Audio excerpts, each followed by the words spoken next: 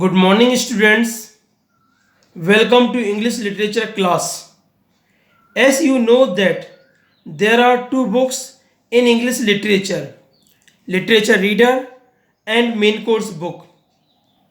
In the last two classes, we had completed two chapters of literature reader. That is chapter 1 poem A Whole Story and chapter 8 prose Who Gets What.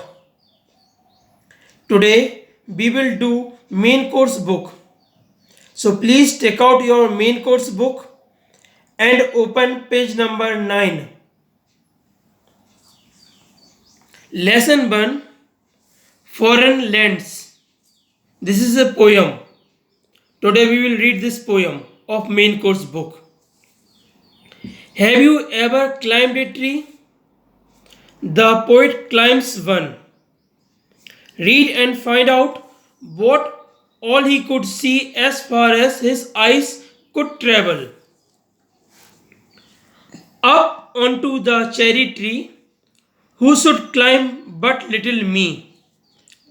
I held the trunk with both my hands and looked abroad on foreign lands. I saw the next door garden lie, adorned with flowers before my eye, and many pleasant places more that I had never seen before. I saw the dimpling river pass and be the sun's blue looking glass. The dusty roads go up and down with people tramping into town. If I could find a higher tree, further and further I should see, to where the grown up river slips into the sun among the ships, to where the roads on either hand lead onward into fairyland, where all the children dine at 5 and all the playthings come alive. This is the poem by Robert Louis Stevenson. Now, importance word meaning abroad, all around, adorned, decorated, dimpling river, river with dimples or creases on its surface as it flows, tramping to walk with firm, heavy steps, looking glass, mirror, grown up river, a river in its last stage before it enters the sea, slips, slides smoothly on playthings, toys.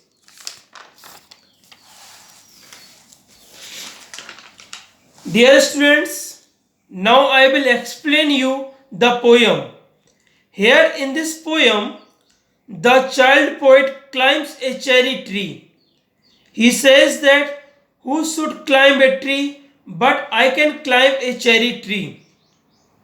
The child poet further says that he hold or catch the trunk with both his hands and he looked abroad, that is all around on foreign lands.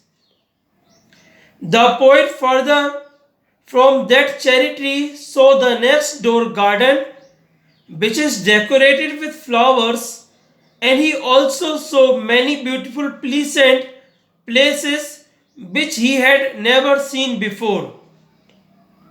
The child as a poet further says that he saw he saw the dimpling river pass means creases formed on the water surface, and he also finds the sun's blue looking glass means the sun's blue looks in mirror. From the up cherry tree, the child poet is able to see many dusty roads going up and down. In those roads, people are tramping into town means some people are going to town and some are coming from town.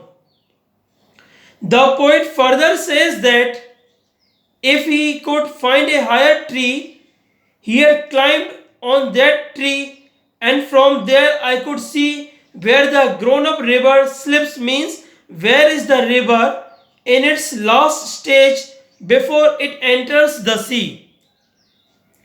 The child poet further says that if I could find a higher tree, then I could find where the roads on either hand lead onwards into fairyland.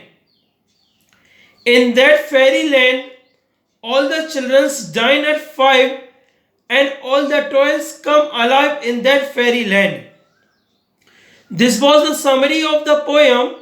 Now we will do exercise D, fun with vocabulary. So please take out page number 14.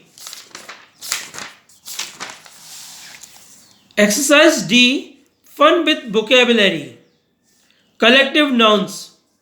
Words denoting group or collections are called collective nouns. Fill in the blanks with using appropriate words from the box.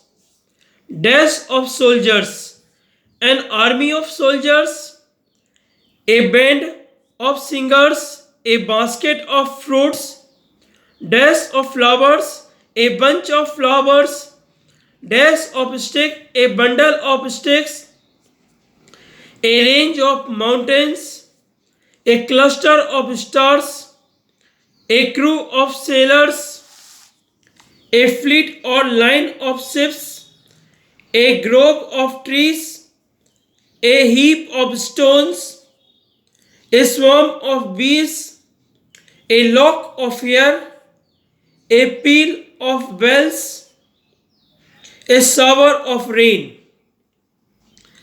This is the exercise D of collective noun. So please revise this exercise. Thank you and have a nice day.